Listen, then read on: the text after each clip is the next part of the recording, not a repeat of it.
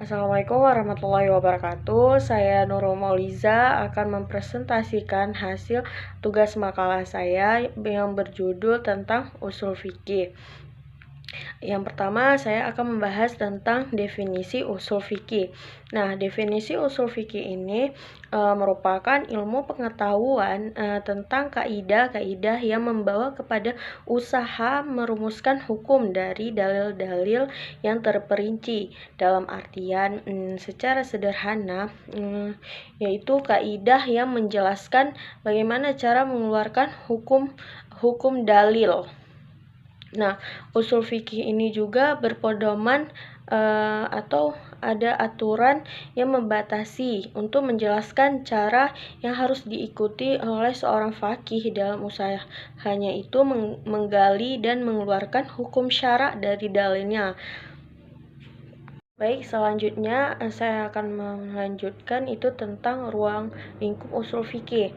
Nah, ruang lingkup usul fikih ini ialah dalil-dalil syarak sendiri dari segi bagaimana menunjukkan pada suatu hukum secara ijma atau garis besar. Misalkan nih Al-Quran adalah dalil syarak yang pertama.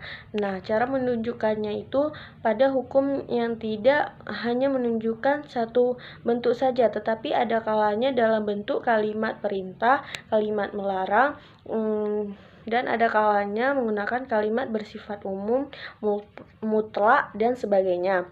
Nah, ilmu fikih ini adalah perbuatan orang mukallaf dari sisi penetapan hukum syara pada hukum syariat. Nah, fikih atau ahli fikih dalam membicarakan perbuatan-perbuatan orang mukallaf, misalkan pada bidang muamalah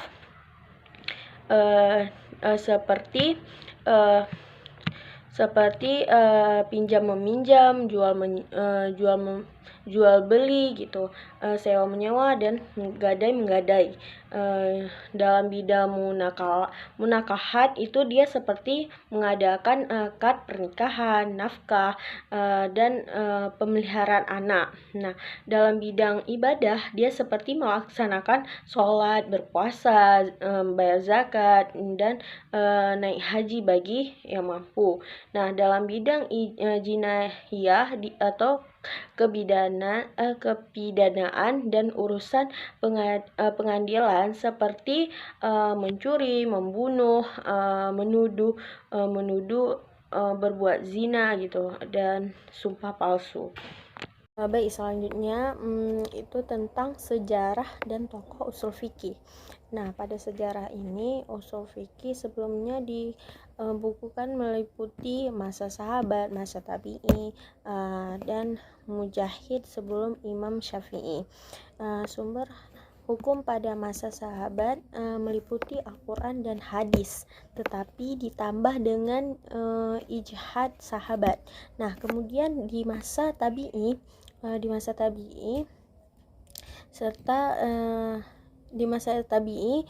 istimbat sudah mengalami perluasan dikarenakan banyaknya kejadian yang muncul akibat bertambah meluasnya wilayah kekuasaan Islam.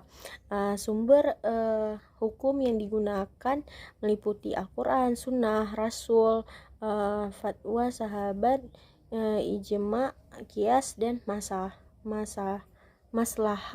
mursalah. Nah, pada masa sebelum Imam Syafi'i dikenal dua tokoh. Yang pertama ada tokoh Abu Hanifah Al-Nu'man.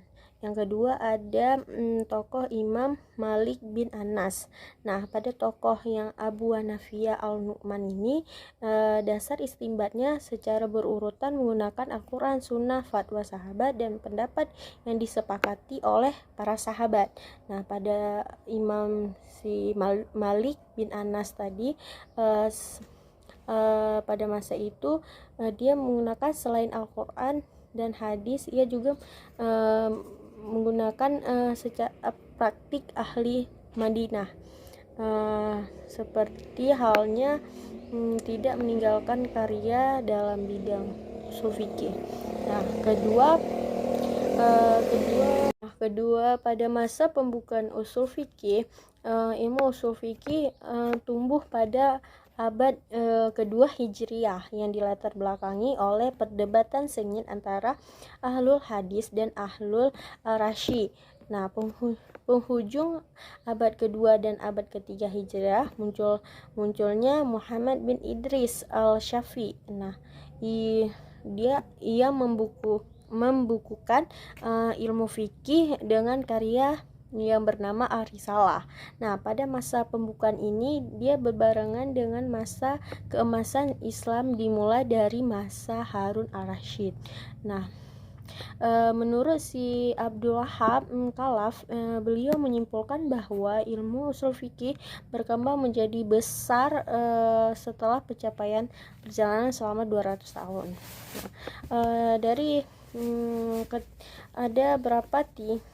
Ada beberapa aliran ushul fikih. Nah, yang pertama itu ada jumhur ulama fikih, terus kedua ada fuqaha atau Hanafiyah, ketiga ada gabungan antara keduanya tadi.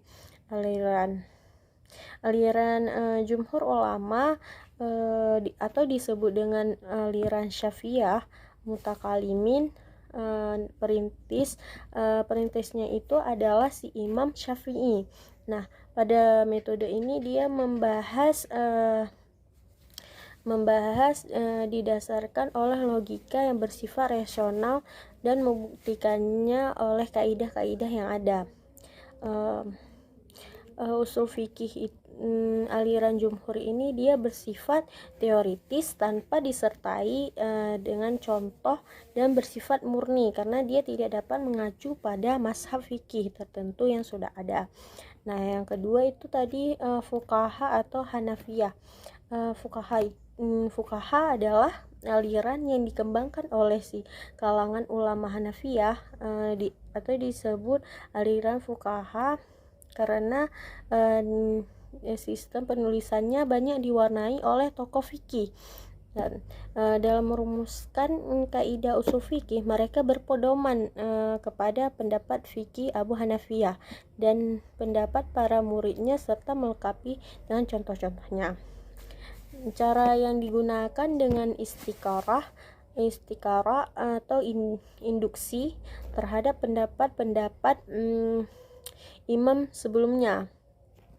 Metode yang dipakai oleh aliran Hanafiyah ini di dalam menyusun kaidah-kaidah dia ditempuh berdasarkan asumsi bahwa para imamnya terdahulu telah menyadarkan ijtihadnya kepada kaidah dan pada kaidah atau bahasa uliyah.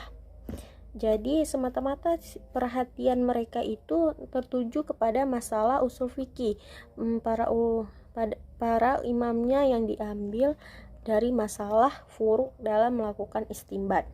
Nah, yang ketiga itu gabungan dari kedua aliran tadi ialah gabungan antara metode mutakalimin dan metode Hanafiyah ini dengan cara mengkombinasikan antara kedua aliran. Mereka memperhatikan kaidah usuliyah dan mengemukakan dalil atas kaidah yang memperhatikan penerapannya masalah fikih fariyah dan relevansi dengan kaidah-kaidah tersebut. Selanjutnya itu karya-karya ushul fikih. Karya ushul fikih ini berupa kitab ushul fikih yang menurut si aliran jumhur, menurut si aliran Hanafiyah, dan menurut gabungan dari kedua aliran tersebut. Nah, kitab ushul fikih yang menurut aliran jumhur berupa Ar-Risalah. Nah, disusun oleh Idris al-Syafi'i. Dari kitab ushul fikih aliran jumhur, yang pertama kan ada aliran Al-Risalah. Nah, pada aliran ini disusun oleh seorang Idris Al-Syafi'i. Kitab Ar-Risalah ini itu buku pertama usul fikih yang dicetak berulang kali dan paling populer di dunia Islam. Edisi yang dikomentari oleh seorang Syekh Ahmad Syakir, seorang ahli usul fikih yang berkebangsaan Mesir yang hidup pada abad ke-20. Nah, edisi tersebut dicetak pada matbaah atau percetakan di Mesir pada tahun 1358 sampai 1929 Masehi. Nah, yang kedua itu kitab Al-Mustashfah Mim Ilm Al-Usul. Nah, kitab ini disusun oleh seorang Abu Hamid Al-Ghazali,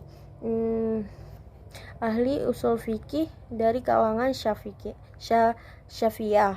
Nah, seperti halnya karya Al-Ghazali ini, dia terbilang sebagai buku usul fikih yang sangat bermutu dan beredar di dunia Islam sampai sekarang. Nah, yang ketiga itu kitab Al-Mashhul fil Ilm Al-Usul. Nah, kitab ini itu karya seorang Fakhr al-Din Al-Razin. Dia seorang ahli ilmu, ahli tafsir dan ahli usul fikih dari kalangan Syafi'iyah. Kitab ini dia merupakan rangkuman dari 4 buah buku usul fikih standar aliran mutakalimin atau Syafi'iyah. Nah, selanjutnya itu ada kitab usul fikih yang disusun oleh aliran Hanafiyah. Nah, yang pertama itu Taqwim al-Dilah. Itu karya seorang Imam Abu Zaid al-Dabusi, ahli fikih dari mazhab Hanafiyah. Nah, buku ini dia merupakan buku usul fikih standar dalam mazhab Hanafiyah. Dia dicetak pertama kali di Al-Mathabah Al-Amiriyah Kairo di Mesir. Nah, kata Abu Sulaiman, dia menuskrip buku ini secara utuh terdapat di Pustaka Al-Sulaimayah Istanbul nomor 690. Nah, selanjutnya usul Al-Syarhi. Dia buku ini disusun oleh Imam Muhammad Ibnu Ahmad Syam Aimah Al-Syarashi. Dia seorang ahli fikih dan usul fikih mazhab Hanafi. Nah, buku ini dikenal di berbagai kalangan dan menjadi rujukan utama dalam mazhab Hanafi. Dan buku ini terdiri dari 2 jilid dan terakhir diterbit oleh Dar Al-Kutub Al-Ilmiyah Beirut pada tahun 1413